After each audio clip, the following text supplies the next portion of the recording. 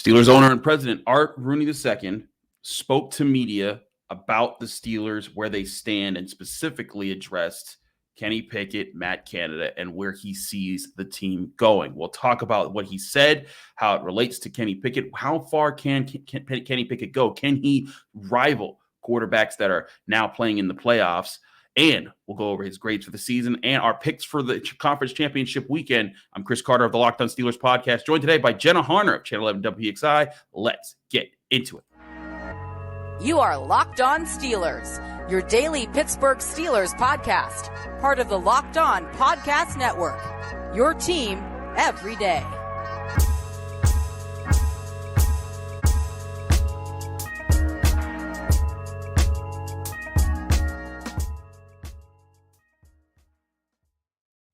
Hello, welcome to the Locked On Steelers podcast. I'm your host, Chris Carter, bringing you your daily dose of all things on the Pittsburgh Steelers. As always, you can find this show on anywhere podcasts are hosted, and especially on YouTube. If you're watching this video on YouTube, hit the like button on the video if you see it. Hit the subscribe button to this YouTube channel to get all of our daily Monday through Friday episodes, as well as our bonus content. We thank you for making the Locked On Steelers podcast your first listen every day, because we're your team every day. Today's episode is brought to you by LinkedIn. LinkedIn Jobs helps you find the candidates that you want to talk to faster. Post your job free at linkedin.com/LockedOnNFL. We'll talk more about that later. We're rejoined by Jenna Harner, who's fresh off vacation. We didn't get to talk to her last week. We hope that you had some good times off, though. How you doing, Jenna? I am wonderful, Chris. I'm refreshed. It was really nice to kind of take some time off. I missed all of our listeners and viewers last week, but hey, we're back. We're talking whole lot of things, conference championships too. My goodness, we've been treated to some really good playoff football. I will say it's been phenomenal. It has been. There's been some ridiculous games already when we look at how these playoffs have played out, and now we're getting some crazy matchups. Patrick Mahomes, being dedicated. We'll talk about that in a minute. But ahead of that, Art Rooney II came out and met with Pittsburgh media, sat down and had an honest conversation about his assessment, the state of the Steelers type of talk. And for the most part, he had positive things to say. He said he doesn't dismiss the first half of the season, and you can't ignore the start to the year. But he said the key that he saw all year long was that the team improved and that the team made progress down the stretch. He talked about their running efficiency, their third down efficiency, Kenny Pickett growing, winning with a rookie quarterback. And he talked about how even with the decision to keep Matt Canada, that he was, he's definitely on board with it, because he said the team improved in the second half of the year. And he didn't want to start all over again with the offense next year with a brand new offensive coordinator, saying that both Kenny Pickett and Matt Canada seemed like they worked well together and building a good working relationship. And he said there was enough to build on there, and he wants that group to keep working together. All things said about that, Jenna. I know there's a lot of Steelers fans that are like, it does that, but it wasn't good enough. I think it's interesting, though. People are going to talk about Art Rooney here and say, and there's some people out there that have the narrative that, he's not the same as the other Rooneys that have been in the family. But I want to recall people back to a decision that Dan Rooney made back in after I think it was the 2000 season, when Bill Cowher's contract was up. The Steelers had missed 3 straight playoffs, and they finished that season 9-7. But it was how they finished that season. They had one of the best defenses in the NFL for a stretch, and they were building something forward. And that was the start of building the core that eventually became the 2005 Super Bowl 40 championship team. And and a lot of people questioned, why are you keeping Cowher? They haven't done anything. They haven't won anything in a long time. What are you doing here? And he stuck to it. He said, hey, he saw progress. And I think that what you're seeing from Art Rooney II is a similar read on not even just Tomlin, but just the path that the offense went on at the end of the year. Yeah, absolutely. And I know that you've kind of definitely talked about this, as everyone in Pittsburgh sports media has, ad nauseum the last week, with, finding out the decision to keep Matt Canada was becoming an official thing.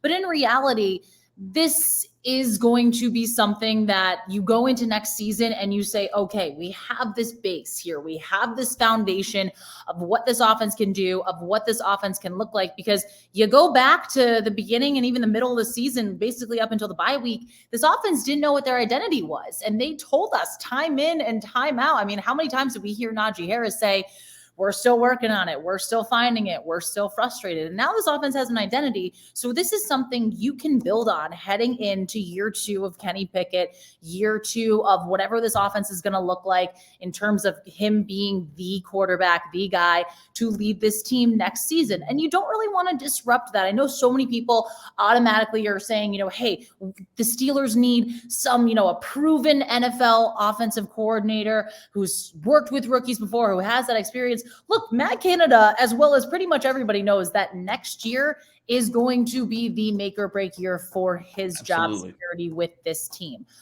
What can he do? What can this offense do? Having a full off season together. Obviously, there's going to be some moving parts you can presume with the offensive line, with, maybe a couple other positions, but largely the skill positions on this offense right now are entirely set up to be what they are. So of course they have confidence in their offensive coordinator, Matt Canada, just strictly again, because what this offense did at the end of the season, if they can start the season off like that next year and they're, running the ball the way that we saw them run the ball, if Kenny Pickett continues to get comfortable the way that he did, I think people keep forgetting too, there is going to be an entire offseason and training camp for all these guys to work together, to come together and say, hey, we know where we can build on. Let's keep it going there. Mm-hmm.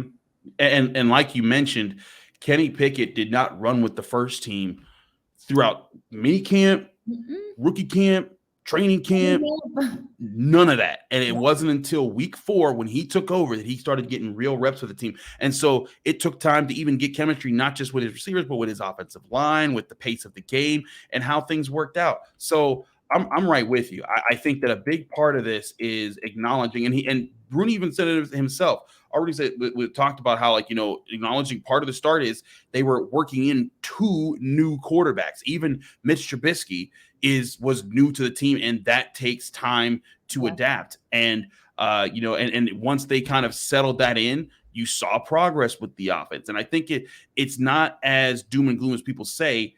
That they want to just try to see what's building there. But that being said, from what we've seen right now, we've seen quarterbacks, not just the quarterbacks who are in right now, but the quarterbacks who are in the divisional round, Dak Prescott, you got Brock Purdy, Jalen Hurts, of course, Joe Burrow, Patrick Mahomes, Josh Allen was just eliminated. Jenna, do you see Kenny Pickett being up on the stages with those guys as far as quarterbacks that are making big plays in big games in the playoffs, not just in the regular season trying to fight to stay alive, but being able to beat those type of teams sooner rather than later? Well, that is the $1 million question, isn't it? But I think that there can be some sort of excitement around this team because the reality is they're going to have to compete. In order to win the division, you're going to have to beat Joe Burrow as a quarterback. In order to get out of the AFC, you're going to have to beat the likes of Burrow, of Mahomes, of Josh Allen. And so, of course, you're going to have to be able to compete. But you need offensive consistency. And I think I look at what the Bengals have done because they've been so intriguing to me. And I know Steelers fans, I'm sorry, I'm not trying to say that in that way.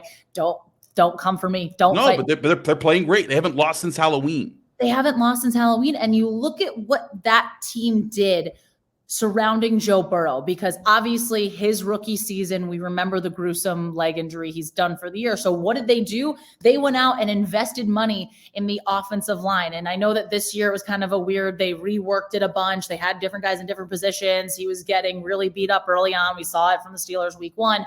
But even the fact that last week, and I know there's so many different, things that go into it, but you had 3 backups on your offensive line and they were still able to move the ball the way that they were. And yes, it helps when you have a guy like Jamar Chase, but the Steelers also, you'll look at their offense, you'll look at George Pickens, you'll look at, guys they get excited about, Pat Freiermuth, these young guys, you can build around that. So they know the pieces that they need. I realistically think there are certain areas of this team, and we can obviously, again, we're going to talk all offseason about it. Where can the Steelers add and bolster their team in order to compete with the likes of those teams? But you see the leadership from Kenny Pickett. And I'm not saying by any means next year, the year after even, he's going to be on the same level that I honestly, in my opinion, I have, Mahomes and Burrow right there. And I think Josh Allen's right under there. But also, again, it was tough because, the Bills had a lot more problem areas than just Josh Allen. But you look at those guys and you look at what the leadership and the type of competitor Kenny Pickett is, you have the pieces. I'm not saying, again, he's going to beat these guys, but there's a lot that we saw from him,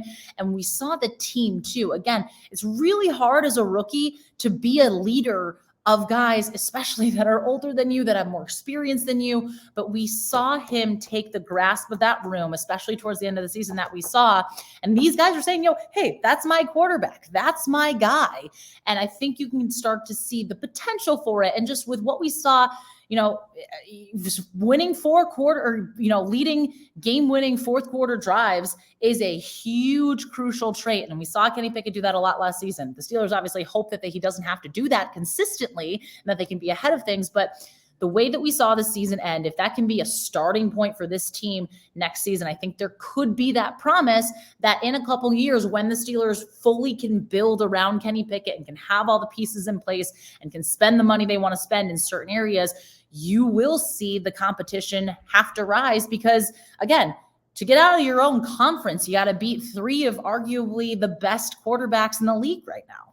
Right. I mean, Lamar Jackson, we'll see if Lamar Jackson stays there, but still, I think they franchise tag him when he does stay. But still, Joe Burrow, Deshaun Watson, and Lamar Jackson, those are three teams. I mean, a lot of people were talking about the AFC North. If the Steelers and Browns could have done the thing, could they have all made the playoffs? Like, that kind of deal that people talked about. I think it could be very interesting to see there. But one thing, I agree with you on this point, and we're gonna take a break and do our grades on the quarterbacks in a second here. But one thing that you brought up, winning games, coming up big in the end. Kenny Pickett had officially 4 game-winning drives on the season. Ben Roethlisberger in his career only did that about 5 times.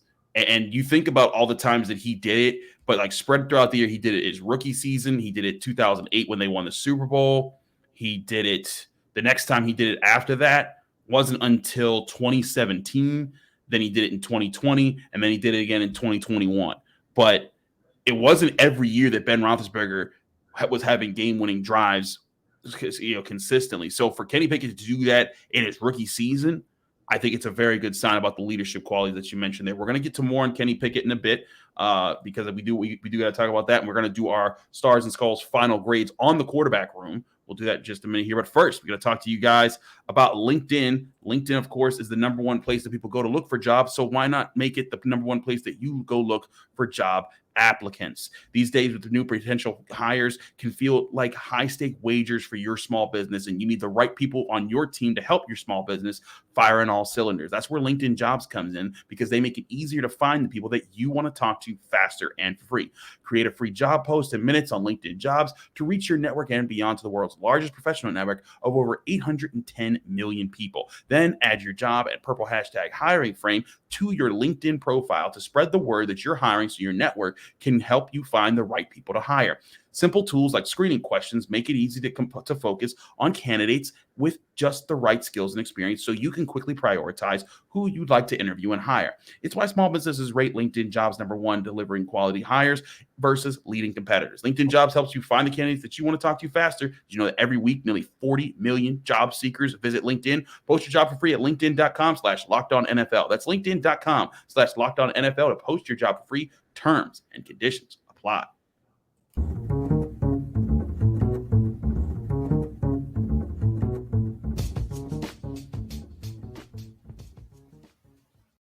Back here on the Locked On Steelers podcast, Chris Carter, Jenna Harner, breaking it down. Jenna, we've been doing our grades all season long. Now, you didn't get to be on any of our grade show because you're on our Fridays. But as we've seen, if you've followed this show, our grades, every game we gave a player a grade if they were good or bad. If they were neutral, if they didn't really contribute, they were kind of like, good and bad and just kind of evened out, they received a neutral grade. It didn't get a mark. But if you received a grade, it was either stars for good, skulls for bad. 1 star is basically like you had a good play and kind of a decent day. 2 stars means you had a great play with like a good game. And then 3 stars means elite performance, all pro type of resume building type of game. In reverse, skulls, 1 skull means you kind of had a bad play, never redeemed yourself in a game, but not totally a terrible day. 2 skulls means you did have a bad day. You had more than a couple plays.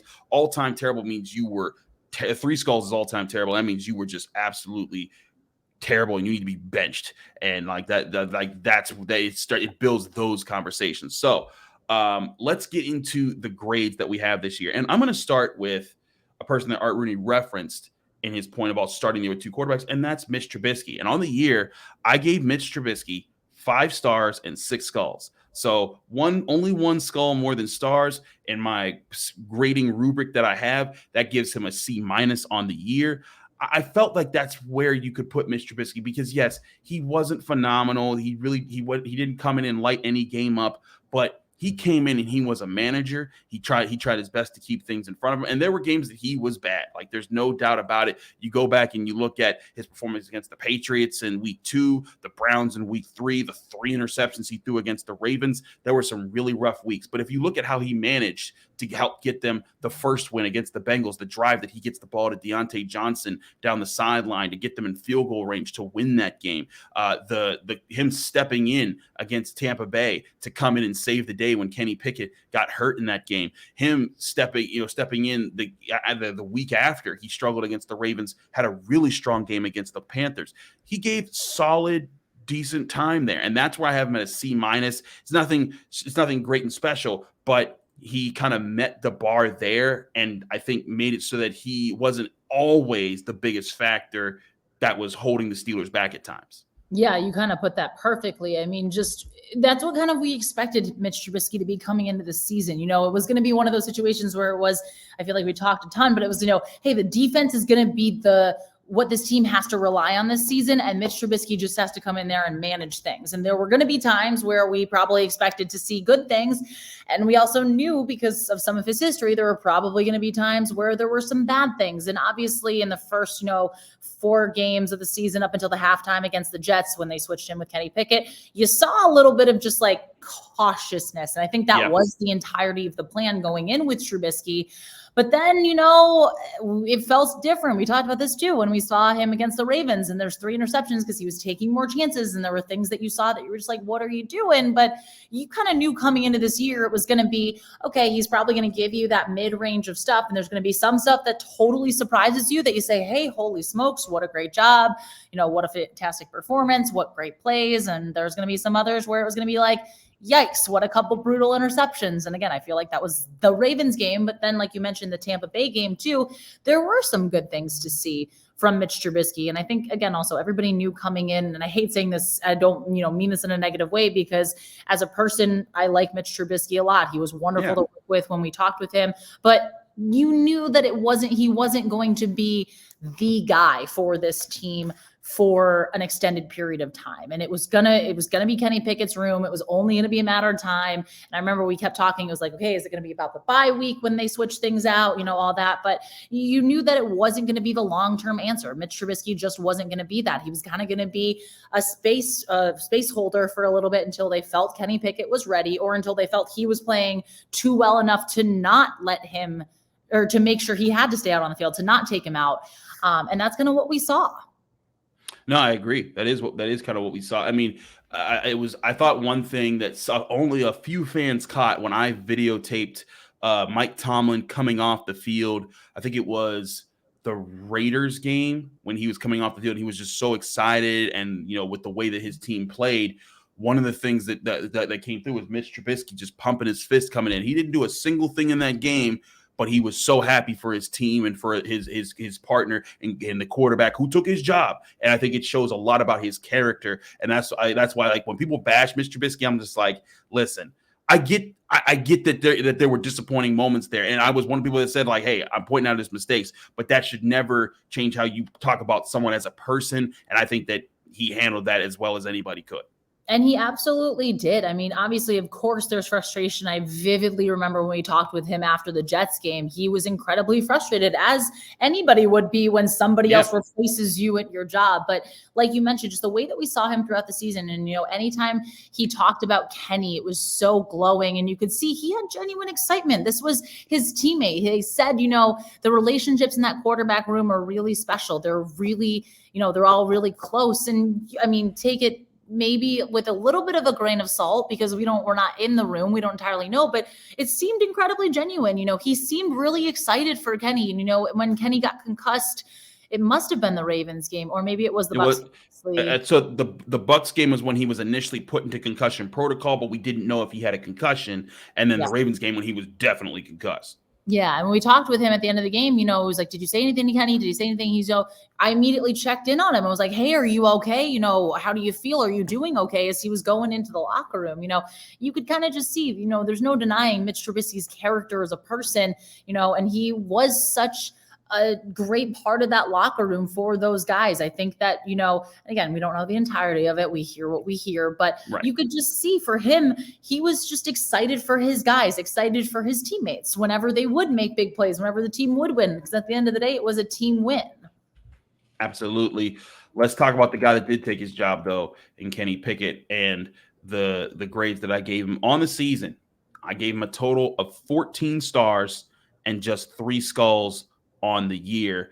Good enough for a final grade of a B. Similar, I think, if you're comparing it to the ratio that I've done before, Mason Cole got a very similar grade on his year as far as having all 10 or 11 more stars than skulls in the season. Kenny Pickett, of course, having 11. So I gave Kenny Pickett a B on the season, and it's like, part of it is after each game, I'm evaluating players and I'm giving them this star and skull rubric that's just trying to be different here and give us something here. But I'm also trying to give a insight onto just how they built their way to that performance. If they're a rookie, I do give considerations to that, but I also say, like, if there's a play to be made there and you didn't make it, that does count against you. And there were times that Kenny Pickett didn't make plays, but in a lot of games when he did make key mistakes, you saw him also deliver with some key moments to keep games alive. And I mean, you go back throughout the season that he had this year with the Steelers, and you look back, and there were 2 games that they got blown out of, but every other game they were in or they won. In his starts, his losses were coming into play against the Jets where they lost by 4 points. He did get blown up by the Bills and the Eagles, but losing by 1 possession to the Dolphins, losing by 1 possession to the Bengals, losing by 1 possession to the Ravens. He never let games, not never. He most of the time didn't let things get out of hand, even while he was a rookie quarterback with an offensive line still finding, how it was going to play better. And while the offense was looking for an identity, and for some of those games, while the defense was missing their best player. And I put all that into calculations, and I'm like, man, like, there's times where I'm like, yeah, he was a letdown here and there, but a lot of times when he would throw a pick, he'd find a way to get it back by running for a first down, keeping drives alive, making plays for his teammates. That's where I think that he came in and he found ways to fight back, and I think it's that element, that leadership on the field, that can really help him if he does hone his game and improve in year 2. Well, you and Mike Tomlin are one and the same in the fact that you're not grading Kenny Pickett on a scale. I love it. But no. In all honesty, too, I mean, you and I talk kind of, constantly about this, but his poise, I think, is just something that speaks for itself. And the way that you don't see Kenny Pickett really make the same mistake twice. And I'm sure throughout the entirety, you can play every single play. And I'm sure there's going to be 2 interceptions he threw that might look a little bit similar, but in game situations where, when he did throw a pick and the type of situation it was, in coverage he shouldn't have looked, or if he didn't see the guy coming down, something along those lines. Right. He didn't make that same mistake twice in that same game, which shows the quickness that he learns, or just the recognition. Again, we think as a rookie too, there's a lot. Reading defenses is not an easy thing to do, even if you went to the best of the best college and you played in the national championship and you played against the top defense, like all of these things. The NFL is just that next step. Everybody always says it's, how quick of a game it is. And for quarterbacks, how much can they slow that quick pace down and make decisions? And as you saw the season go on, one of the things that we saw was the decision-making Kenny Pickett made and some of the risks that he took that were calculated that benefited the team. I feel like I go back, and honestly, I'm not going to remember the game because they've all, bleeded to get blurred and bled together a little bit at this point. But you look at sometimes when he would find, Pat Freiermuth over the middle to extend a drive, it was crucial. Or when he hit Connor Hayward, or even the George Pickens touchdown, and what's that? Why am I spit the Raiders? it's been a long season. Oh my God. It's all right. It's all right. I was going to say leave it. I'm like, no. The George Pickens touchdown in the Raiders game, like these are all signs of Kenny Pickett taking those steps. And again, I don't want fans to get prematurely incredibly excited because year 2 is an incredibly crucial year for a quarterback. But I think there was a lot in terms of, okay, there's a lot of good things here. There's a lot of those moments where you see him taking those next steps. And I think he got a lot of Pittsburgh fans too that maybe were a little bit unsure about the pick and didn't know how they felt about it. I think he kind of brought a lot of people to say, okay, no, this, we like what we saw. We're not, proclaiming him as our guy quite yet, but there's a lot to like here. And there's a lot that he can continue to improve on that I think are kind of like he has the right foundation of where he needs to be. And there's a lot that you can continue to build on, but it's at a really good point right now, at least in my opinion. I'm right with you. I think it is in a good point. And I think that that's something that the Steelers see themselves. Again, I think that that's part of what Art Rooney was saying with the direction of the team. He liked what he saw out of Kenny Pickett. He liked what he saw, from the offense in the growth that they had throughout the season. I think that that's, they still have lots of work to do. But as Kenny Pickett has said on Cam Hayward's podcast, he's already working with Matt Canada right now. Like he's not taking this offseason to just goof around. He was at the Pitt game the other night, which was kind of crazy. Him and Mason Cole, how wholesome. Right. Him and Mason Cole, Anthony Miller too, who was also re-signed to the team. So, but sure, he's going to take those moments, but he's also taking the opportunity to kind of be the guy who's going to, be the leader next year. And he wants to kind of set that tone. So I think it's going to be very interesting to see how he builds forward on that next year. We're going to talk about the playoff games coming up because we do got to get to our picks here in a minute, right here on the Locked On Steelers podcast. So don't go anywhere. But before we do any of that, we have to talk to you guys about our sponsors at FanDuel. FanDuel, of course, we've been really excited to have them. They're our new sports betting partner on board at Locked On, and they're the #1 sports book in America. That's FanDuel. New customers join today to get started with $150 in free bets guaranteed when you place your first $5 bet. Just sign up at FanDuel.com/LockedOn. FanDuel has all your favorite bets from the money line to point spreads to player props.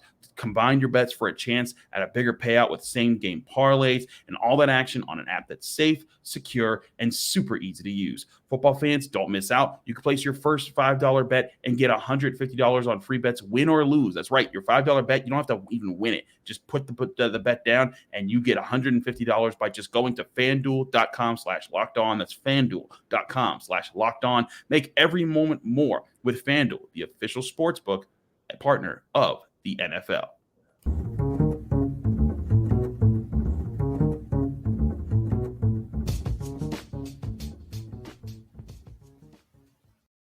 Back here on the Locked On Steelers podcast, Chris Carter with Jenna Harner, and we're going to keep the FanDuel banner up here because we're going to give you some FanDuel betting numbers because it's time to pick our picks.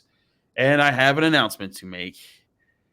Jenna Harner has beaten me on the season because she went against her New York Football Giants. You sacrificed your boys to beat me. I just want to point that out there.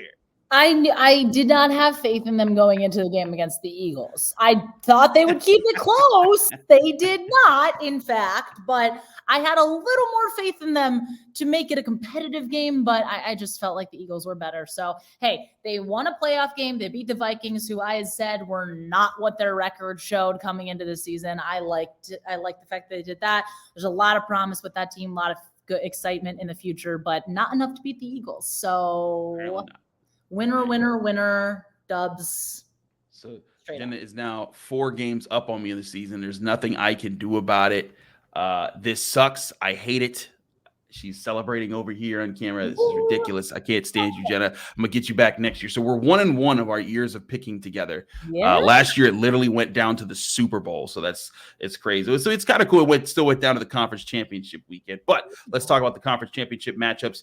FanDuel has the Niners-Eagles game set for 3:01 Eastern time Sunday in Philadelphia. The Eagles are 2.5-point favorites. The money line is -148 for the Eagles and +126 for the Niners. The over-under is set at 46.5. Jenna, both of these teams like to be aggressive at the line of scrimmage. They've had quarterbacks that have played really well. Jalen Hurts, still in the MVP conversation. In fact, is an MVP finalist, but Brock Purdy, an offensive rookie of the year finalist here. I see this matchup, and I like a lot of things by both of these teams. But and betting wise, 2.5 points is a coin flip, because really, home teams get 3 points in the as added to their favorite, and so technically, FanDuel is basically saying, or Vegas is basically saying, 1.5 to the Niners. Again, that's a coin flip. I'm going with the Eagles at home. I think the Niners traveling to the East Coast. I think that the Niners having to play an Eagles team with a rookie quarterback on the road. And Brock Purdy's done a great job this year. But I think when push comes to shove and these two teams need their quarterbacks to make plays, I trust Jalen Hurts over Purdy in this game. I completely agree with you in that logic right there, because I love what the Niners have done. I've been watching them play offense is probably one of my favorite things on the planet, just because of the creativity that Kyle Shanahan has, the, obvious of Christian McCaffrey and the way he runs the ball, George Kittle catching balls that bounce off his head and then ricochet back. I don't even know how he made that play. I just think you look at the Eagles to me, and they have been such a complete team all season long. There have been maybe two games we've seen them not at their best this season. Like, I feel like every single week they just come out and they dominate, especially in the trenches. And to me, I know that the Niners have a stellar defense, but when you look at the offensive and defensive lines that the Eagles have, there's a reason that over the last handful of years, they've been one of the top spenders when it comes to both of their lines, because they know how crucial that is. And I think that that's exactly what is going to win them this game. I think it's going to be close. I think this is going to be an absolute heck of a matchup. How lucky are we that both games that we get are just like arguably the best of the best teams, in my opinion. But man, this one's going to be fun. I just think, to me, the Eagles are going to make bigger plays, and I think Jalen Hurts has a little bit more of the experience, but I would not be surprised if Brock Purdy makes some really impressive big plays that we've seen him make all season long. And Chris, super quick fun fact, did you know that these guys played in college? Did you see this stat? It was like an absolute shootout, and I think both quarterbacks had I think I'm going to mess it up, but they combined for like 14 touchdowns apiece, and wow. Iowa State lost because they went for 2, and it was a 42-41 game. They went for 2 to win it at the end. Wow. That's great. That's crazy. I didn't know that they had met in college. That's actually pretty awesome. Man, that's going to be crazy. But so I think though, we're both on the same page here. Yeah. Eagles have an edge. Both teams are aggressive in the trenches. I think it's going to be very interesting to watch, as you said there. Let's go to the other game, which is also a coin flip when you look at the FanDuel odds. Bengals at Chiefs, 6:31 Eastern time, Sunday. The Chiefs are 1-point favorites. Literally a coin flip. There's no betting advantage of picking one versus the other. In fact, it's -108. It's each bet is in the minus because of that situation. But the money line is -120. Chiefs +102. Bengals, that's crazy. 102 for the underdog in this situation. But here's my thing in looking at this. I'm not so sure the Bengals should be the underdogs. They like you said, like I said, they haven't lost since Halloween. They've been red hot. They've been playing very well. The Ravens game, I had pause. I was like, y'all couldn't knock out the Ravens with a backup quarterback in that situation. And the Ravens haven't been a great team this year. That was a team that the Steelers beat and took to the mat in their other matchup with Mitch Trubisky. I was like, I don't know. And then they destroyed the Bills. But as we know, styles make fights. I think the biggest problem with the style in this fight is that the Chiefs engine is behind Patrick Mahomes, and he's been sounding good. He's been saying the right things. But I'm sorry, a high ankle sprain the week before the big game. I think the Bengals have enough on defense to kind of hold the Chiefs in check. I don't think that the Chiefs have the same in reverse. And I think that if Patrick Mahomes was 100%, this could be a complete slugfest that goes for, 50 points on each side. But if Patrick Mahomes is limited in any way, I give the edge to the Bengals. I'm taking the Bengals, the whole way here. Yeah, I'm with you. And everybody at the beginning of the season was like, okay, who's your Super Bowl pick? And I was saying, I think the Bengals get back there. And everyone's looking at me like, what are you talking about? It's the Chiefs. Bills. And I'm like, just wait. the confidence, and I know that, there's intangibles. I know that obviously the matchups on the field, the schematics, all of that, whatever. But to me, and I'm not saying that Mahomes doesn't have this, but the confidence that Joe Burrow and this Bengals team has, they felt incredibly slighted. They felt disrespected. They feel they have a chip on their shoulder because everyone's looking at them as an underdog, which I'm like, really? Are people actually? But you heard all of their comments. You heard what they were saying about, with having, everyone was saying, oh, it's going to be a Bills Chiefs neutral site AFC championship, which thank God we didn't have that. But that was what everybody was thinking was going to happen. And the Bengals use that as motivation. And whenever you can find those little things, especially towards the end of the year, when everybody's beat up, everybody's hurt all the time, that is going to be a huge factor. I think that is going to be a big part. Their mentality coming into this game, they're angry, they feel slighted.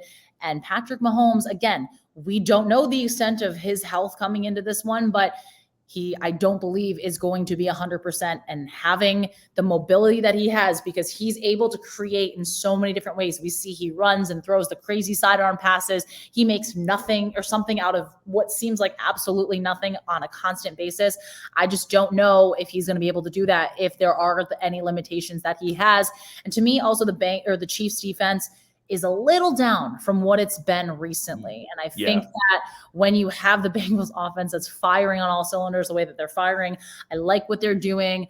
I just think this is going to be a tight one, but I really do think the Bengals have the edge here, and they're honestly my pick at this point to make it all the way. So we'll see what happens, but I think we have the same picks. It's going to be a Bengals-Eagles Super Bowl, which that would be a heck of a matchup. That would be very interesting to see. And also interesting, too, the Bengals have beaten the Chiefs 3 straight times, all coming in December and January. And that's got to be annoying for the Chiefs, who, for the longest time, they were looking like they're top dogs. They're going to be running the conference. The only team that's going to be able to bang them is the Bills. But here come the Bengals, who have beaten them 3 times in a row, and historically 7 out of the last 8 times. But a lot of those came in the mid 2010s. But Joe Burrow has never lost to Patrick Mahomes, and he's played him 3 times. That's crazy. And I think that that's going to be something that the Chiefs weigh in. I wouldn't be surprised if the Chiefs found a way to pull this out, because Andy Reid, Patrick Mahomes, they're crazy. They do a lot of great stuff. And I'm sure they're studying what the Bengals have been doing on defense that has been really impressive in the playoffs. And they're going to have matchups that they want Mahomes to exploit. But can he, will be the question. We'll find out Sunday. Both Jenna and I have Bengals to win the games. We'll see if we're right over the weekend. We hope that you all enjoy Conference Championship weekend. We hope that you enjoyed this episode of the Locked On Steelers podcast. And Jenna, we hope that you enjoyed being on the show. Thanks so much for joining us. Let people know they can find you, follow you, and get more of your work or anything else that you're working on. Well, thank you so much for having me. As always, you can find me on Twitter at Jenna Harner 11, Instagram, Jenna_Harner. Working on some really cool things here at Channel 11. Nothing too crazy quite yet. I know you told the story of Deslin Alexander and all the incredible work he did to help kids in Haiti.